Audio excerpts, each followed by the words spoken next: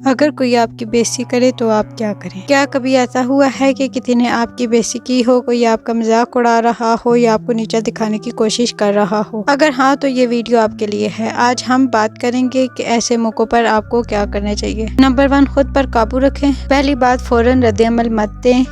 اگر کوئی آپ کی بےعزتی کر رہا ہے تو سب سے بہتر طریقہ یہ ہے کہ آپ سکون سے رہیں، غصہ یا بدلہ لینے کی کوشش نہ کریں، کیونکہ یہی وہ چیز ہے جو دوسرا شخص چاہتا ہے۔ جب آپ خاموش رہتے ہیں تو آپ کی عزت خود ہی بڑھ جاتی ہے۔ نمبر 2، سمجھداری سے جواب دیں۔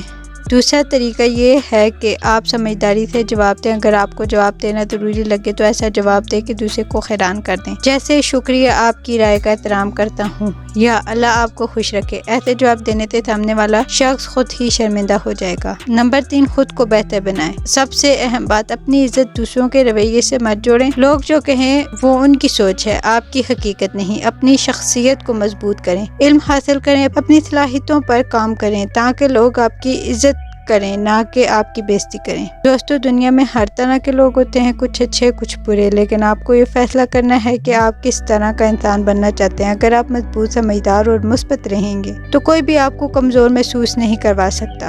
اپنی عزت خود کریں، باقی دنیا آپ کی عزت خود ہی کرنے لگے گی۔ اگر آپ کو یہ ویڈیو پسند آئی ہو تو لائک کریں، شیئر کریں اور ہمارے چینل کو سبسکرائب کریں۔